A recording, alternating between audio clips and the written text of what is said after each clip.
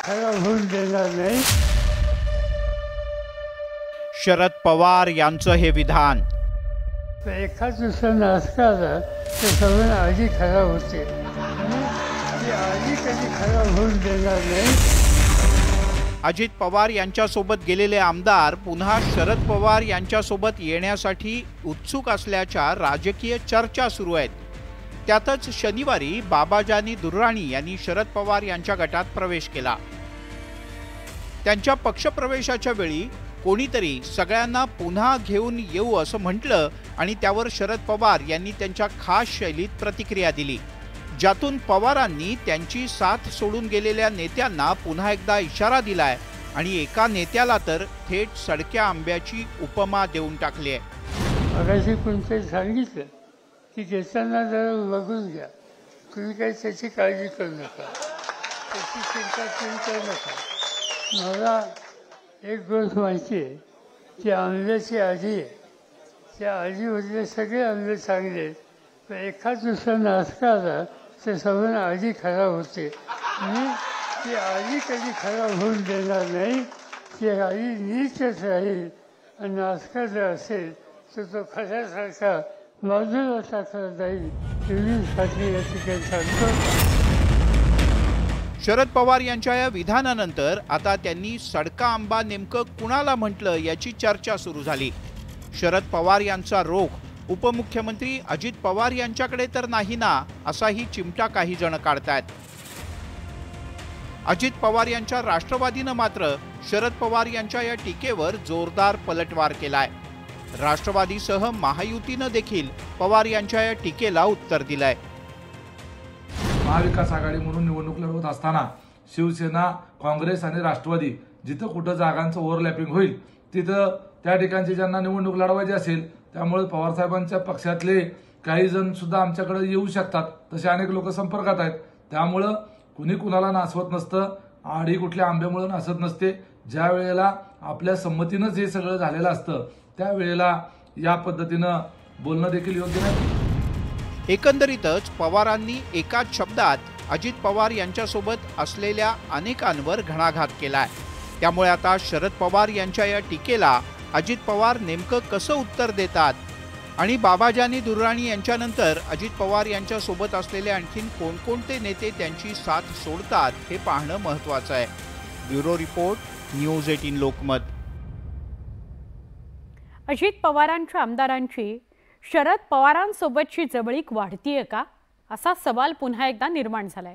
याचं कारण ठरतंय अजित पवारांच्या राष्ट्रवादी काँग्रेसचे आमदार चेतन तुपेंची शरद पवारांच्या मंचावरची उपस्थिती। त्यामुळे आता बाबाजानी दुर्राणींनंतर अजित पवारांसोबतचे इतर सुद्धा आमदार शरद पवारांसोबत जाणार का, अशी चर्चा आहे।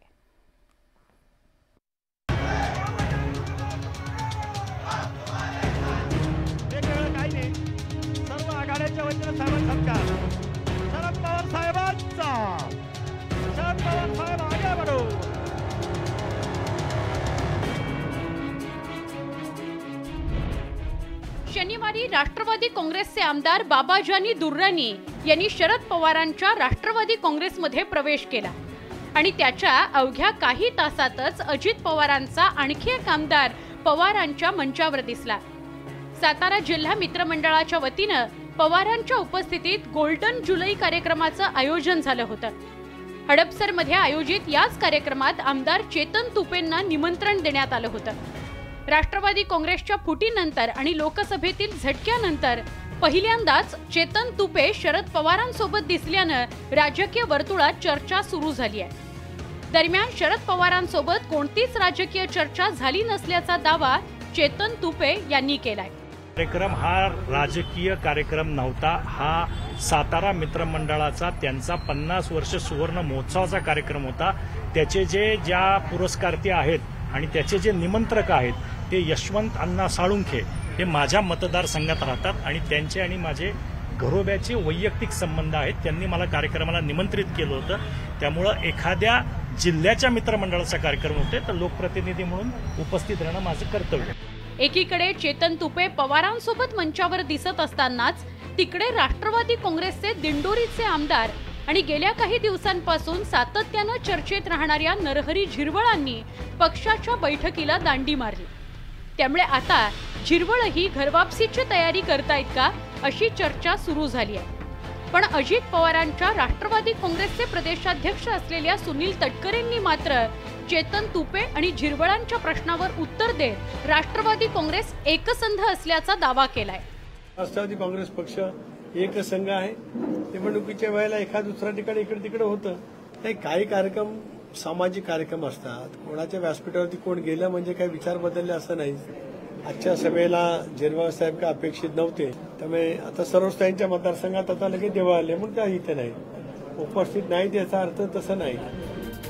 एकंदरीतच लोकसभा निवडणुकीत पवारांनी दाखवलेली ताकद आणि त्याचवेळी विधानसभेतही पवारांच्या झंझावातामुळे अजित पवारांच्या राष्ट्रवादी काँग्रेसचे आमदार धास्तावले। त्यामुळे काही आमदार अजित पवारांना सोडून शरद पवारांकडे जाणार असल्याची चर्चा आहे।